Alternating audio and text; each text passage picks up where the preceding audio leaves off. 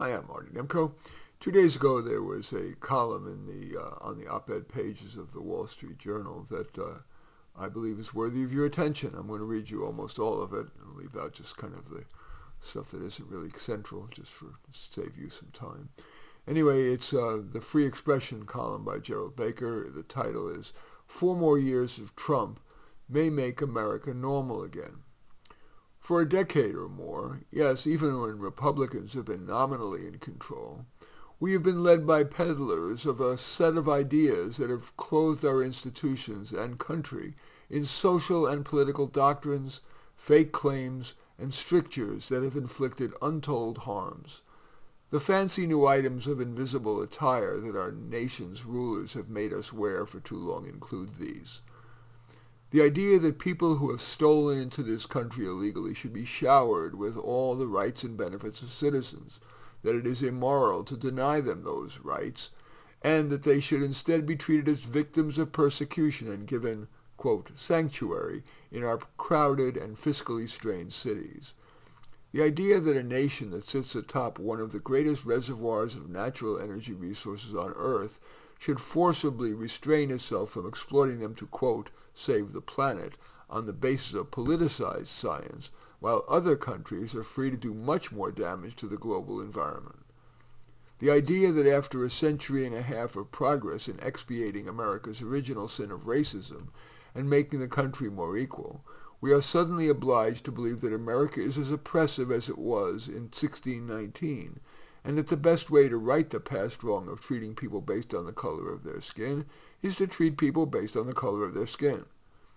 The idea that children should, without parental consultation or consent, be free to choose their gender, be assisted by the state in committing acts of self-mutilation to do so, and all on the understanding that we have repealed millennia of science and just discovered that there is no such thing as biological sex. The idea that democracy and freedom are best protected by denying people the right to express certain views that the authorities deem misinformation, and by weaponizing the law against political opponents, lest they weaponize the law for political purposes. Ambitious elites in business and civil society went along with these fictions. Politicians on all sides, including Republicans, declined to dissent for fear of being called out. It took a man with some of the instincts of a child, a political ingenue lacking the sophistication to participate in the sham, to call the whole thing out for what it was. Much of what Mr. Trump promises for his second term leaves me cold. I doubt, despite a shiny new Department of Government efficiency, that we're on the brink of eliminating waste. I doubt that imposing tariffs on trillions of dollars of imports will do anything but depress domestic productivity and lower living standards for Americans. I doubt that installing oddballs in high office will result in anything other than mayhem and mischief. But here is what I am optimistic about. 4 years from now, there's a good chance that the nonsense we have had to endure will be buried, that important things will have become normal again. It will have become normal to tell people who have no right to be here that they must leave, and that in the process people around the world will have been made to understand that they don't have an automatic right to live in the freest and most prosperous country on earth. It will have become normal for the nation to exploit its enormous energy advantages for its own economic benefit, and know that the planet won't explode as a result. It will have become normal again for children to be helped to respond to the inevitable strains and traumas of growing up, not by having their genitals cut out, but by receiving loving guidance and care from family and society.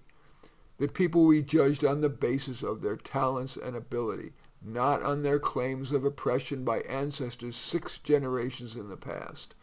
And it will not be automatically assumed that because you are white, you should be punished for your supposed persecution of others. It will have become normal to be able to say what you think on university campuses, in the media, on technology platforms, however unpalatable some people may find it. And that, to my mind, is progress. In any case, that's the Free Expressions column by Gerald Baker in the Wall Street Journal, November 18th of this year, titled 4 More Years of Trump May Make America Normal Again. As usual, I welcome your thumbs up and accept your thumbs down. I always look forward to your comments and especially like it if you hit the share button below. Share on your social media so my efforts can have broader impact.